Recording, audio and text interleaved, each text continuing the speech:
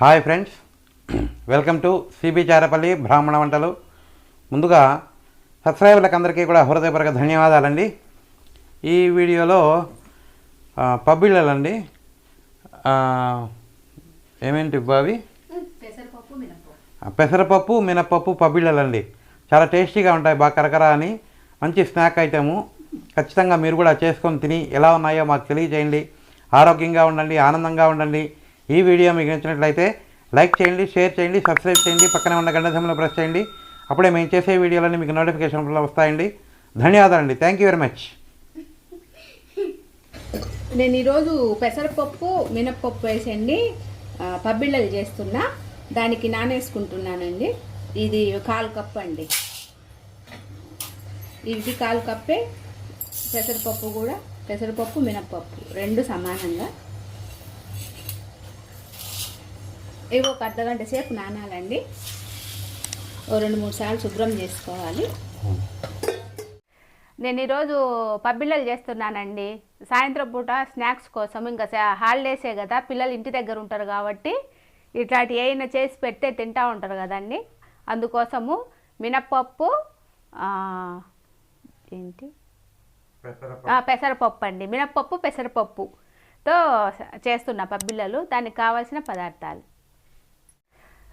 మినప్పప్పు పెసరపప్పు అండి, ఇది బియ్యపిండి, కరేపాకు, కొత్తిమీర, మిరియాల పొడి, ఇది కస్తూరి మెంతి, జీలకర్ర, నువ్వులు, పచ్చిమిర్చి, వెన్న, ఉప్పు, ఆయిల్ అండి. దీనికి కావాల్సినవి.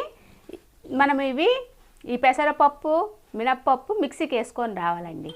అంటే మెత్తగా ఏం అవసరం లేదు, ఒక మొగ్గగా అంతే.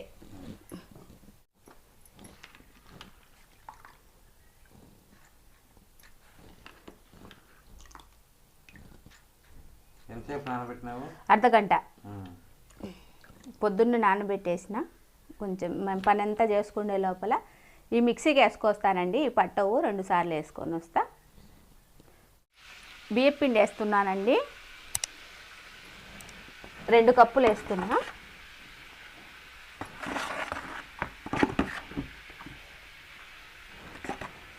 బియ్యపిండి 2 కప్పులు అయితే దీంట్లో 1/4 భాగము శనగపప్పు, ఇది పెసరపప్పు మినప్పప్పు అండి.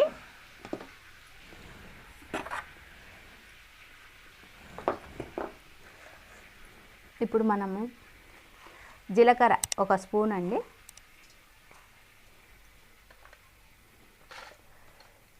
మిరియాల పొడి 1 స్పూను,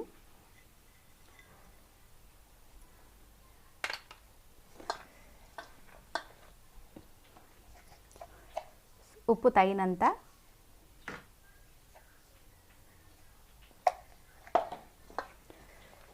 ఇప్పుడు ఇదంతా బాగా కలుపుకోవాలి. ఉప్పు వేసినాం కదా.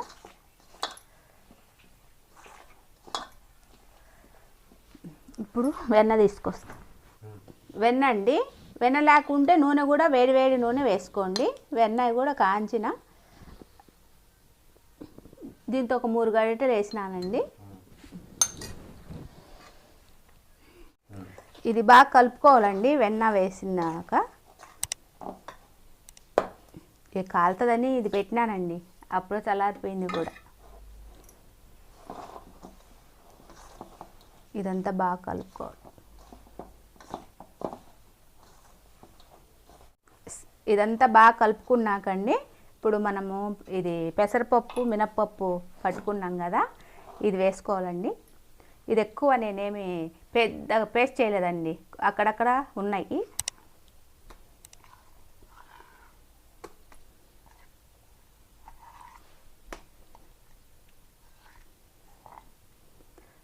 ఇది మంచిదండి. చలవ, మినప్పప్పు బలము. ఇట్లాంటి పెడితే పిల్లలకి మంచిదండి. ఇప్పుడు ఇదంతా బాగా కలుపుకోవాలి. ఇప్పుడు మనము ఇది కొత్తిమీర ఎంత కావాలంటే అంత వేసుకోవచ్చండి, ఇదేం కొలత లేదు. కరేపాకు, పచ్చిమిరపకాయ 2 స్పూన్లు, నువ్వులు వేసుకున్న తర్వాత కస్తూరి మెంతి అండి. ఇట్లనే వేసేసుకోవచ్చు డైరెక్ట్గా. ఇంక ఇవన్నీ వేసుకున్నాక కలుపుకోవడమండి. అంతా కలుపుకున్నాక నీళ్ళు అవసరం అంటే వేసుకుందామండి, ఎందుకంటే దీంట్లో ఉన్నాయి కదా పెసరపప్పు, దాంట్లో కొంచెం అది కలిసిన తర్వాత ఎక్కువ అయిపోతాయి మళ్ళీ వేసుకుంటే కానీ, అందుకని ఇదంతా కలుపుకున్నాక వేసుకుందాం. కొంచెం నీళ్ళు వేస్తున్నానండి, చూసుకుంటా వేసుకుందామండి. అంటే బియ్యం పిండికి ఎక్కువే పడతాయిలేండి, పీల్ చేస్తాయి బియ్యం పిండికి. ఇంకొద్దిగా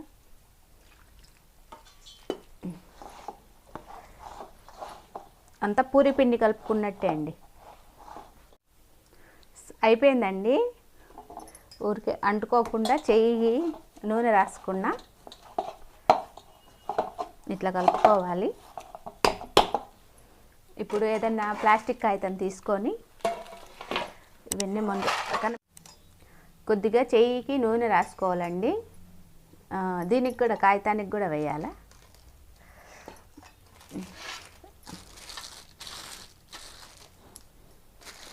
ఇదంతా ఇట్లా రాయాలండి. మనకెంత ఏ సైజులో కావాలంటే ఆ సైజులో ఇట్లా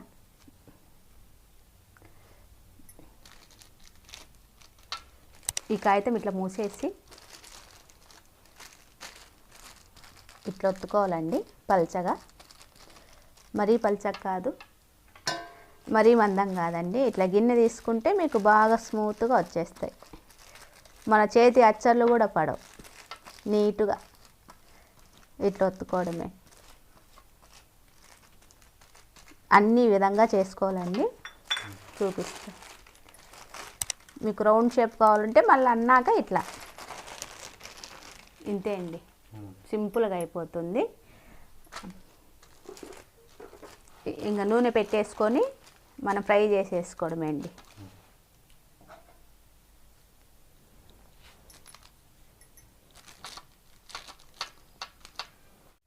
బాణలు పెట్టుకొని ఆయిల్ వేసుకున్నానండి, కొంచెం వేడెక్కితే వేసుకుందామండి.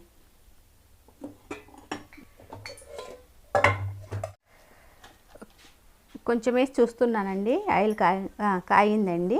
కొంచెం మీడియంలో పెట్టుకుందాం కాగిన తర్వాత. ఇప్పుడు పబ్బిళ్ళలు వేస్తున్నా.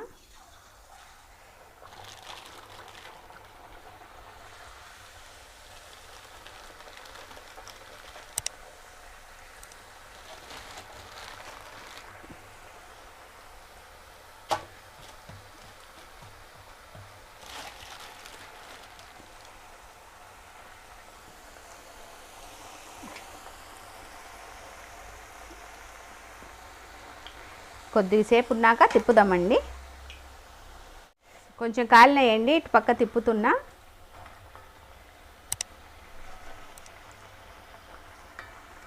ఇదిగోండి,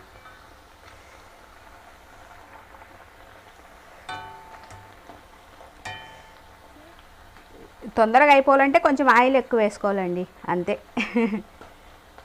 ఇట్లా పెట్టేస్తే మునిగిపోతాయి కొంచెం సేపు ఉండి. ఇంకొక 2 ఒత్తి చూపిస్తానండి.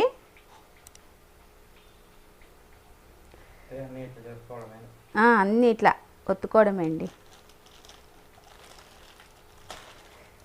పెద్ద కాగితం ఉంటే ఒక 4-5 ఒత్తేసుకోవచ్చండి, చిన్నది పెట్టినా నేను. ఇది కాలినాయండి, తీసేస్తున్నా. తొందరగా కాలుతాయి ఇవి. ఏమన్నా ఆయిల్ ఉంటుందని నేను పేపర్ వేసుకున్నానండి.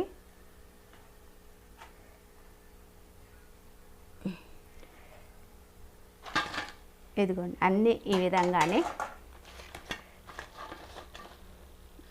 కొంచెం మినప్పప్పు, పెసరపప్పు పబ్బిళ్ళలండి, చాలా మంచిదండి. పెసరపప్పు ఏమో చలవ, మినప్పప్పు బలం.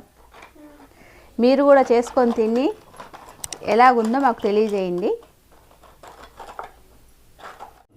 ఇదిగోండి తుంచి చూపిస్తా, ఇదిగోండి భలే స్మూత్గా కూడా వస్తాయి, క్రిస్పీగా ఉంటాయి.